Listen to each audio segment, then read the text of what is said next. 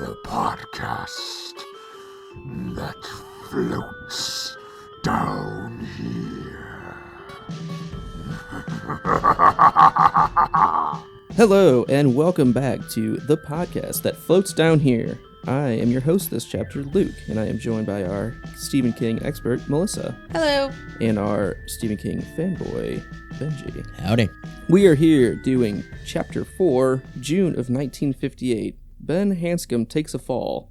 This chapter was 52 pages, and that is 4.77% of this book. Melissa, give us a recap. As adult Ben flies back toward home, his thoughts drift back to childhood, to the final day of school in 1958, the end of 5th grade, and young Ben leaves on the last day, heading toward his favorite place in Derry, the library. Unknown to Ben, Henry Bowers and his buddies follow behind, determined to pay Ben back for Henry's failing grade. Since Ben didn't let Henry copy the final, Henry has to do summer school, meaning he will miss time working on his father's farm, causing Daddy Dearest to beat Henry multiple times throughout the summer. Henry tracks Ben to the library and waits. Inside the library, Ben sees the poster reminding him of the curfew, put into place because of all the missing and dead children. Ben also finds some postcards. He writes a haiku, declaring his love for Beverly Marsh and addressing it to her. After checking out some books, he drops the unsigned postcard in the mail. Then, a hand falls on him, and Henry, Victor, and Belch attack. Henry starts carving his name into Ben's stomach, and after the H, Ben snaps. He pushes off the boy and flips back down into the barrens, tumbling down a hill to escape his tormentors. Henry came tumbling down after, but landed badly. Ben walked up to him, kicked him in the balls, and ran. He found a place to hide and ended up falling asleep. Ben dreamed of a time back in January where he had stayed late after school. While walking home, Ben saw a thing. A figure in a silver clown suit and orange shoes. A thing with a bunch of balloons that floated at him into the wind. A thing that when the clock tower rang looked like a mummy. It was after him. He ran home that day. On this day, the day in the Barrens, Ben wakes from a memory dream and starts out, but then runs into Stuttering Bill and another kid who seemed almost Dead.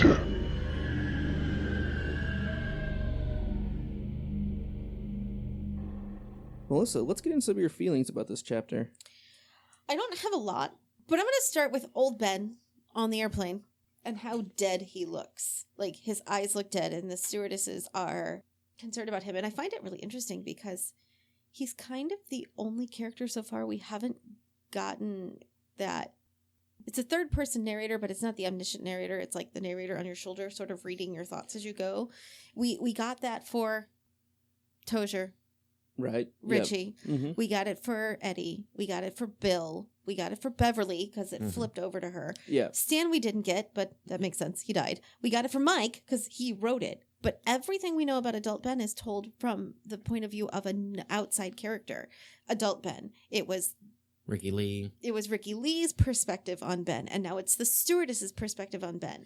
We do not really get to see, except for the last 2 paragraphs before he transitions into childhood. We don't get to see inside his head, and that makes me very worried for him, that he's the one character we haven't got really into his own particular brain yet as a grown-up. Mm-hmm. So my second kind of thought with that is, how horrible is this thing he's going back to? And what's going to happen to him specifically? Because we're not getting to meet him, internal Ben. And the same thing that we didn't really get to meet Stan. Right. I'm seeing that connection for sure. It worries me. I really, just to go along with that, I loved how distant Ben is and how completely disattached he is from reality. I just thought it was really well written. And interesting that the stewardess was like, oh my god, he's dead. Let's just put a cover over him and keep the seatbelt sign on. And people will think he's sleeping when they leave the plane. However, does that actually happen? No, I mean, on Blades. I guarantee the fact it that they have happened. a plan. Yeah. Right. No, I know. I just thought that was, I like what we're seeing him as. Mm-hmm. It's Almost zombified. yeah. Well, think about the amount of whiskey he drank too. Also but it had true. no effect on him until we're seeing now, really. Well, yeah. I mean, very, very little effect for what we saw him drink. Well, but if that had been, I mean, say any an one hour of us, after, hour drinking it. maybe two, but just think about that. One of us, like, okay, I got this phone call. Okay, I'm gonna go to the bar. I'm gonna talk. I'm gonna drink. Fine. Okay, now I got to get in my car. Now I got to drive to the airport. Now I got to get on the airplane. And once you're on the airplane, you stop having things to do Mhm. because up until that point, You can actively distract yourself. yes, I Yeah. have to do this. I have to pack. I have to do this. And all of a sudden, now I'm on the plane, and there is nothing left to distract. I'm just heading there. Yeah. Mm-hmm. It's only wallowing in the thought. Yes. My first thought on that on this chapter was it's definitely dating itself with the report cards having the Pledge of Allegiance and the Lord's Prayer on the front and back. Since they go to a public school, it's kind of one of those of like, that's a 1958 thing. Absolutely. Even in 1985, you wouldn't have seen that. That's all Eisenhower. He's Yeah. the one who put the prayer in schools. Yeah. Which is a shout out to the Presidential Podcast. If you'd like to learn more about that, listen to the Eisenhower episode of the Presidential Podcast, or really anything about the presidents within their different time periods. I really like, speaking of dating it, I really like how they throw in pop culture references into the story just throughout. The one that really stood out to me was Ben thinking of Beverly when he heard Earth Angel back in the Mhm, 1958. Oh, it's by the Turtles. Yeah, no, I got that. Oh, I didn't. I actually didn't know that either. Oh, that's pretty awesome. even better. Double check that. But I'm pretty sure they say All right, that. you check that. I'm gonna finish my thought. So for me though, Earth Angel is not a Stephen King pop culture hit. I think of Marty McFly in Back to the Future during when he goes back to 1955. By the Penguins. Sorry. Oh, That would have been. Sorry. No, that that's would all have right. been a little cool. Stephen King, you like missed out right here. But Earth Angel for me Same here. is the Back to the Future dance song when he goes back to 1955 and it's the dance with his parents.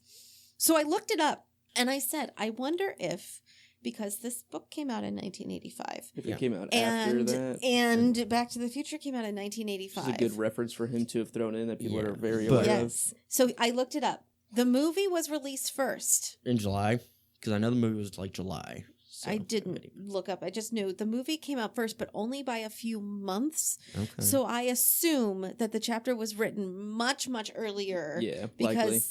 I mean, if it Yeah. only was published a few months ahead of time, there's no way he was making that kind of revision Yeah. edits.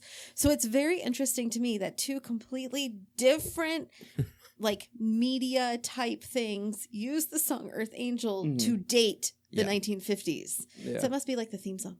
That's all. I thought I it was could use it, really yeah. funny. So this is again when we're back on the plane.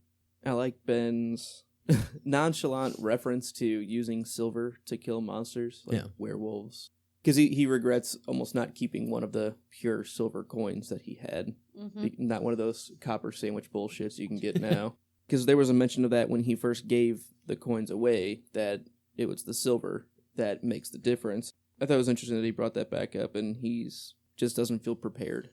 And like along with that, when he does start transitioning and drifting back in time, I like the H.G. Wells, the time machine illusion that he makes. You know, also with another random podcast shout out. Check out the Dead Authors podcast hosted by H.G. Wells or Paul F. Tompkins. Pretty funny. He goes back and, as H.G. Wells, interviews other dead authors. Nice. Really, really funny. That's awesome. I think they've stopped recording as in like 2015, but there's like 50 of them out there. You can go back and listen. It's worth checking out. But yeah, like there were several mentions to the time machine throughout this whole chapter. Yeah. And the Morlocks, which if you haven't read the Time Machine, those are the people that live kind of down underground and only work. And I'm getting a lot of feelings of references to that even when they're not talking about them, where they're talking about the big machinery and stuff below the town and like the sewer works and things like that. There were a couple of times that they were mentioned like the underground workings of the town And notice as how, giant machinery. and notice how it's mentioned in Ben's chapter that Oh, yeah. Ben is the one who has the H.G. Wells reference. Ben, the well-read one. He even The- says later on, I read that. Like, he specifically says, I read H.G. Wells. Oh yeah. Yeah. Well, and then like even like the inner workings and how things are put together. Hmm. He's the architect, Right. Yeah. right? Like Mhm. he's the guy who thinks about how things go together and how they work. Right. Like, that's his deal. So I think it's really interesting, and I don't know if that was done purposefully. Like, I'm going to do this information with the character that matches that sort of brain thinking, or if it just happened that way, because... Yeah, because if you look at it too, this chapter is where you get a lot of the geography. You know, like he specifically says you go down here and you see this, you go up here and over here. You know, and it's one of those and I think it is that analytical, that engineers, that spatial awareness, you know, architecture, and that's why we're getting the references. You know, like we get the history from Mike. Ben on his, you get the structural, you get the, you know, setups and everything. So I do like that small, you know, kind of thing. Now, we did get a little bit of history through, you know, Ben's chapter.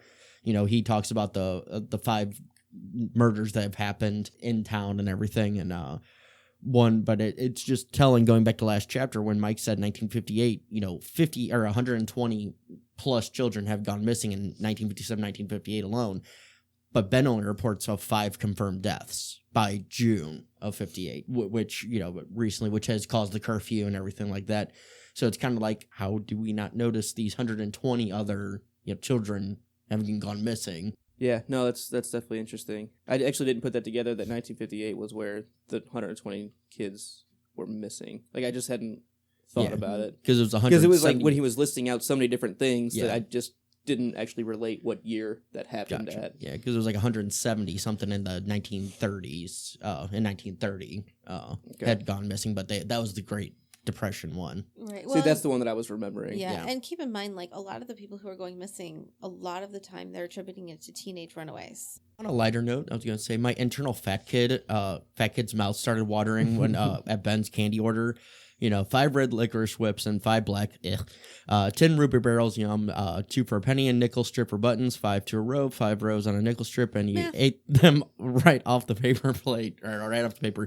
A packet of Lycum Aid, I have no idea what that is. Lickamaid, whatever. I have no idea what they are still. And a package of Pez for his Pez gun at home. It's like, yes, everything but the black licorice, it's like, I'm down for, you know, and I could easily eat that on a walk home. Lickamaid, aka Fun Dip. I was going to say, I think it's Fun Dip is a candy manufactured by the Willy Wonka Candy Company, which is a brand owned by Nestle. The candy has been on the market since the 1940s and was originally called a Lickamaid, which did not come with a dipping stick. It was originally manufactured by Sunlight Inc. through their Sunmark brands division, which was purchased by Nestle in 1989. The candy was then renamed Fun Dip and added to the Willy Wonka product line. Thank you, oldtimecandy.com. Fair enough. So, yes, I will throw that in on. I would like that as well. I love Fun Dip. Same here. And I like Ruby Barrels, but my problem with his candy, and I love the button strips. I used to love those. Yeah, we got those here. at Ann's house. Those were like the best candy. But there's no chocolate, so I have a problem. That's okay with Yeah, me. I like chocolate. I like chocolate. Give me everything else. So, besides. right along with that, where he's talking about those, I like how he describes the Pez dispenser, and he likes loading him up like a shotgun Right. and then slowly committing suicide by candy. They don't make Pez guns anymore.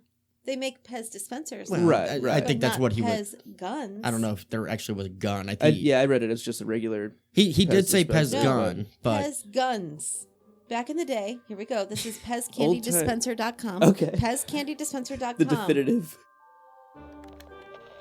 Back in the day, Pezco put out some great-looking gun dispensers.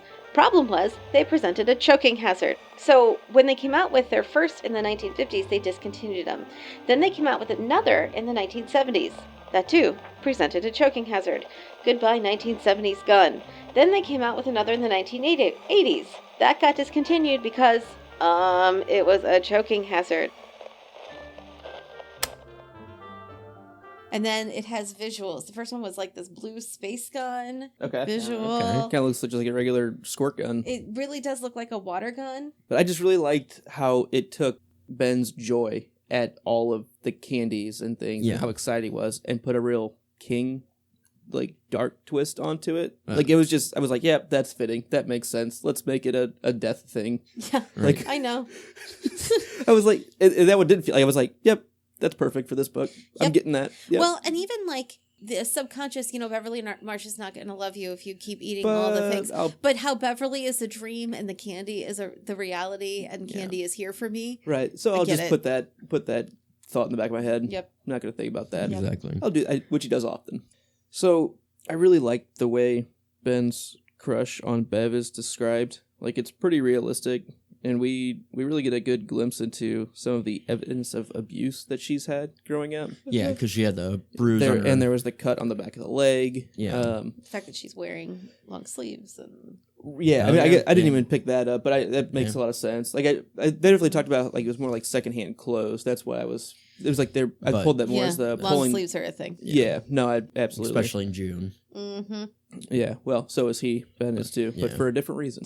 That's self-abuse. It's less self-abuse and more self-conscious. I'm going to hide. Well, yeah. I've seen kids do that too. Oh, so just like the description of his crush on Bev. Yeah.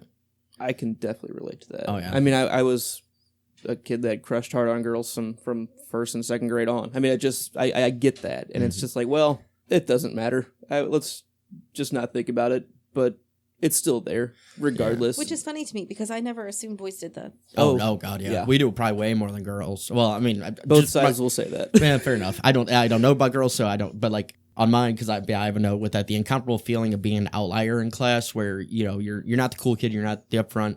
But then you had that one strong emotion for, and she might not be the most popular girl or whatever, but whenever you're around them, you can't think, you can't talk, and everything. It's almost unbearable. So we kind of just started talking about this too, where with the overeating, and Ben's mom clearly loves him a lot, and he even questions why she gives him the leftovers and things. Like, how is she not perceiving his weight as a problem? Where even later on, the librarian's like, "Oh yeah, my mother would say he's digging his grave with a spoon and fork." But how is Ben's mom not seeing this, and along with that, has no idea that he has no friends at all? I think because she's a working single mother. She's, she gets home at 7 o'clock at night or 6 o'clock at night. That's when they eat dinner. And so the weight thing, it's her way, and it's not an abusive thing, but it's her way to show her love. Like a lot of... Since I haven't been there all day, I've been there all day. Try to get all of that. Yeah, I'm going to feed you, and, you're never going to go hungry. That's my goal in life. You're never going to go hungry. You're going to be fed. And even back then, the weight thing, wasn't... I shouldn't say it wasn't as prominent, because it was, but back in the 40s and 30s, when she was growing up, being fatter or bigger, that was the sign of healthy. Think about it. If she's 25 years old, right? Maybe 30. Yeah. I read about 35, 32. The Depression era. I get that. That's my point. She grew up in the Depression, and Yeah. she grew up with no food. I'm assuming. I don't know much about her. That makes sense. But if she grew up in the Depression, then the best way she can take care of her kid is to feed him. Yeah. And if he doesn't have a dad and she's not home, then that's her compensating. Probably overcompensating. Right. And weight was only a problem because it was embarrassing for him, not that it was a health issue as much. So it didn't go as noticed or as concerned as today's standards would or anything. And my thing with the friends going to that issue is, again, she's not around. She sees him out, during the day, and she asks, "How was your day?" "Oh, it was fun. I did this and this." And he may not ever tell her, because in his brain, like it says, he's not lonely because he doesn't know what it's like to have had friends. So it's kind of one of those, I mean, it's a sad truth, but if you don't know you're missing something, you're not missing it. So it's kind of one of those. So he's never realized he is alone, and he's been content doing things on his own and everything like that. So it's just one of those. So for her, in her brain, again, you have friends. You're a kid, you go out and play, you have friends. So that's how she doesn't know he doesn't have friends. It's just never came up. It's assumed, that he would stay with somebody. Don't go alone. Yeah, and I think the thing that stood out to me of that is which maybe I could make this a question, but I'll just ask it now. Does he actively lie to her about that? Because he doesn't. Yes. That's what I got out of it as well. But that's the only thing. But he does that not to be mean. He does that to protect her. Absolutely. Yeah, It's that's that exactly. whole, I don't have friends, and I don't care. But she doesn't don't need to worry about this. Yes, I don't want to upset her more because she already has so much on her plate.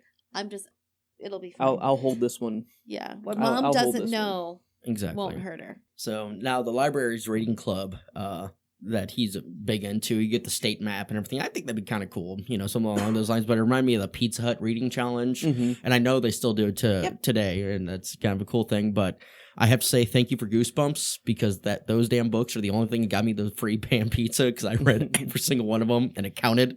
So I want to shout out to them, and podcast shout out Goosebuds. It's a R.L. Stein. Yeah, it's a read through of all the Goosebump books by like 20-year-old men who That's just awesome. rip them apart, and they're very funny. So shout out to that one. We all got a shout out for a different Not podcast this only episode. is the Pizza Hut Book It challenge still Book It, around, you can earn free tickets to Six Flags with the Read to Succeed reading program if you are a K through 6 student. There is still library reading programs. Mhm. Every library has a summer reading program. Beware the summer reading program. Nightingale, shout out. But there How many is podcasts can we shout out in our own podcast?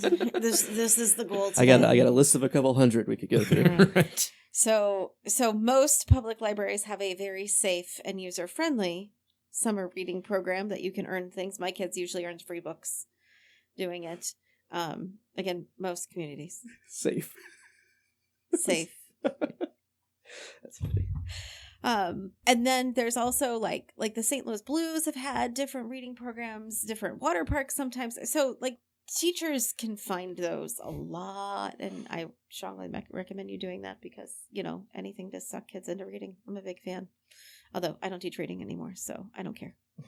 I teach math. There's no incentive for, hey, go do extra math and you get a free thing. Can some company do that for me? So I have one that kind of goes right along with that. Benji, you have a lot more notes. Why don't you kick into some of yours? All right. My next one is the Henry Bowers working 30+ hours plus school, on his dad's farm. It's kind of, besides his personality, it's no wonder why he's failing in school. You put a 6th grader to work 30+, 40+ hours. On top of that, you're not going to succeed. You're not going to do put anything. a college kid in that. It's tough. Yeah. It's always tough to keep up. Exactly. So it's one of those, it's no wonder why he got held back, and no wonder why his personality may have developed. You look at just the hints that we've gotten about his father. Clearly abused. Yeah, clear. And he was more pissed about the summer school. He would have rather been held back. Well, Henry was more pissed. He assumed his father would be more mad about it because he's going to get beaten more. Exactly. Rather than Right, taking because it he's just going to miss once. all that time over the summer, which is the busy time, as opposed to just one big one for being held back. Exactly. Talk about the priorities of the family. Right. It's more important to me that you're here to work rather than getting an education. Yeah, exactly. And then another one real quick was for being such a small town, I always get the feeling by reading it, by King's description, that Derry's huge. Like I said, I like the way it reads, and when I picture it, it's like the size of, say, maybe not St. Louis, but maybe St. Charles, a fairly large town. But really, like I said before, it's more close to the size of maybe Hannibal or a medium-sized place and everything like that. And a large town. A large town, but not a city. It's big enough that the kids take a while to get to the places. Yeah. It's small enough that the kids can get everywhere by walking. Exactly. All right. My next note, kind of going to the curfew and everything, and like Ben's mom talking to him about, be home by 6, and all this. And I think back to 1993 in our area. There were 2 girls that went missing, and within a week to a few days later, they were found dead. Before then, we were allowed to go anywhere, everywhere, be home by the streetlights. We had that rule. After those 2 girls went missing, you were not allowed out of the house. You had to go straight to your friend's house, straight home, get driven to school. Even though we lived only 2 blocks away from the school, we had to be driven to school every morning. And it just goes to show that the mentality of this town or whatever, where 5 kids have been found dead. However countless by this point, kids have gone missing. And still, Ben's mom's like, just be home by 6 o'clock. Make sure you're home by 6 o'clock. And it's just like that weird strangeness of, George Denbrough died at 2:30 in the afternoon. I'm going to assume sometime in the afternoon where kids just run down the street in the rain. Mm-hmm. So it's not like, it's not nighttime murders. It's not, they can happen anytime, anywhere, kind of thing. So just kind of strange to me of mom still saying, yeah, go ahead and do that. When we went through a very similar situation in our area, and nothing was, and it took a couple years to get that, freedom back that we had. Keep in mind, though, you were 8 and I was like 12, 13, Yeah. I had more freedom. It was stay with your friends. If you're going to ride your bikes around the neighborhood, just don't ride alone. Yeah. Which is what Ben's mom basically says, was stay with your friends. Don't go alone, so it's dangerous. It's dangerous to go.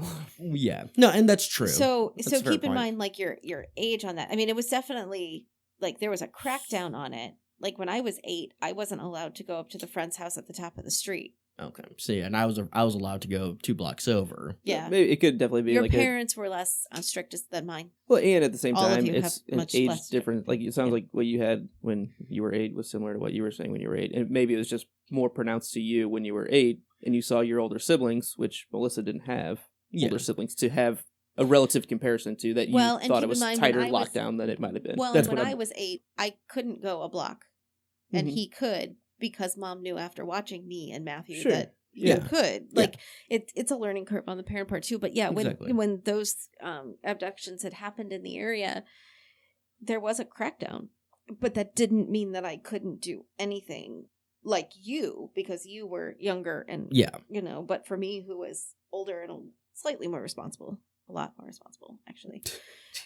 I just like, I had a little more Nerd. freedom as long as I was with the people that we knew, and I stayed with them, which Yeah. I did because Because I mean, by the time I hit 10, I was going to the pool, which is 5 blocks away by myself, riding my bike there every day. So Right. it was, it was an age thing, and you're right, but it's still one of those there was a noticeable difference when that. I mean, and happened. I'm saying there was 2 girls that went missing, compared to 5 kids end up dead, plus however many reported missing children. What I guess that's where I'm going with it is very. I agree that it's definitely like the mindset is very different, and I wonder again if that is because we're talking the difference between 1958 versus 1990, or the difference between people paying attention and people being in the fog. Yeah, to me, the 50s was a difference too that we hadn't really mentioned yet. I mean, it's a completely different societal norm Mhm. than even the early 90s. Oh, absolutely. I mean, because a lot of the main serial killers and everything that you hear about didn't really pop up till the 60s, and so even the 50s, yeah, that's that time of ignorance. I could put it. There wasn't as much information. That's what I was going to get to. I mean, it's Yeah. almost like,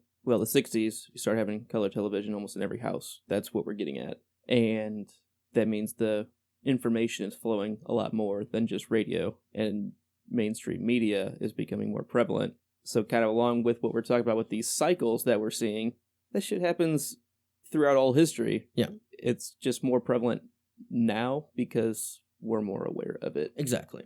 All right, so I got 2 more notes for this section. Does anybody have anything else? I know I'm kind of... No, this is one of my favorite chapters. I've kicked so. some of my final notes down to my speculations. Okay. My only real big note is that I really like, and I'm going to be looking for this throughout. This is going to be my detective thing, is the hints to the future.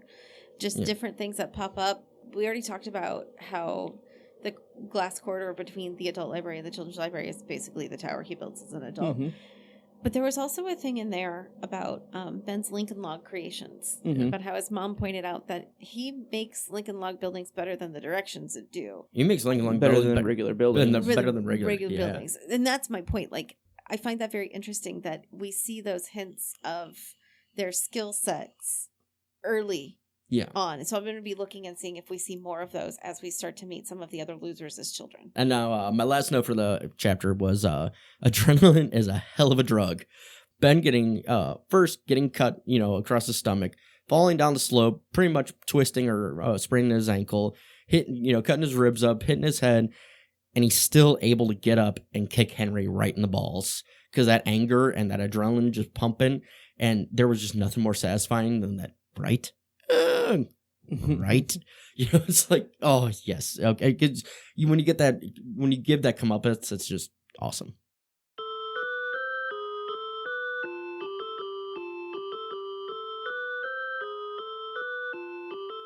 All right, let's get into our questions for the new reader section. Starting off, Ben, did you have a question for Luke? Yeah. Why do you think the clown took on the appearance of a mummy when Ben saw him? Well, he clearly says that he had just seen that movie Yeah. at the movie theater or whatever, and I think it pretty clearly scared him then. So my thought is it is getting into Ben's head because clearly he knew his name as usual, so he knows who he is, and is able to take the most relevantly recent fear that he can use against Ben to really drive this point home of, I gotcha. That's how I took it. And that's pretty fair. I think this is the first time we've seen him change shapes, like take on a different form. That's why Yeah, go ahead, sorry. Oh, no, that's why I brought up the question was, just, and you're right, yeah, I mean, we've seen, let's see, so really the only upfront killings we've seen have been Georgie, Adrian, and then this potential attack here that didn't happen. Yes. Those are the only first-hand accounts that we've had where we actually see the clown and all that. It didn't need to do anything like that for Georgie. You know, he was already in a place where whatever ended up happening there, he already had him. Georgie wasn't getting away from that. So he didn't need to do anything like that. One thing I really noticed, and again, these are just kind of random thoughts, Billy Goes Gruff was mentioned several times. It was the young, pretty librarian was reading it earlier on, then was mentioned later on after Ben got attacked. Yeah, and I believe it will come up again. Yeah, I mean, like I said earlier, I read half this chapter and thought that was the end of it because the Audible version splits up the chapters oddly. And so I definitely noticed the first time that Billy Goes Gruff was mentioned because if you know the story, there's a troll under the bridge. I was like, oh, that's pretty similar to what we have going on in this story already. Anytime they're near the water. That's all I really have. So, Melissa, what was your favorite thing this chapter?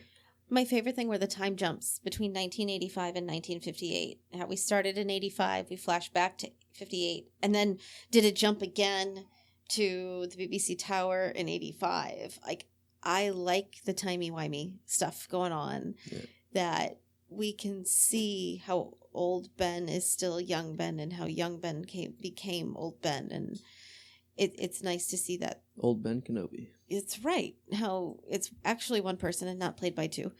I like seeing a person's growth, how the more things change, the more things stay the same.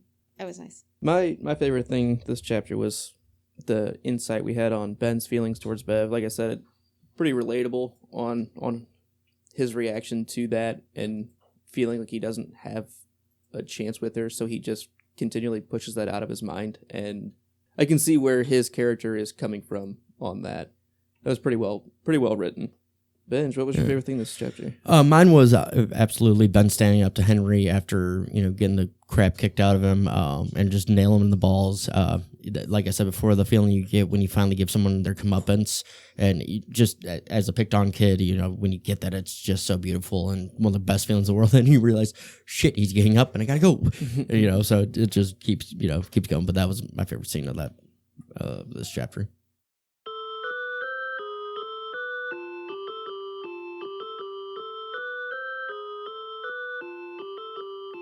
All right, well, that does it for us. You can send us your thoughts and feelings at floatsdownhere on Twitter. Send us an email at floatsdownhere@gmail.com. Check out all of our other podcasts at thepodcastthat.com. Benji, what are some of those other podcasts? Other podcasts right now that we have is the podcast that must not be named. It's a chapter-by-chapter read-through of the Harry Potter series, hosted by Luke and Melissa here. It's a fun time, good time for the whole family, and it's a pretty insightful. Give it a listen. The other one is the podcast that drinks and knows things. It's hosted by Luke and myself, and along with our friend Glenn, and we cover the Game of Thrones series. We just finished season 6 or season 7, and we will be going back and doing all of the previous episodes and previous seasons. So sit with us, and we'll get drunk together and have a good time with that. Not family friendly. Not family friendly, but a fun time. Very fun. Not family friendly. So subscribe and rate us on iTunes. Leave us a comment there or on the YouTube channel as well. Join us next time when we do chapter number 5. Bill Denbrough beats the devil. You'll float too. Thanks.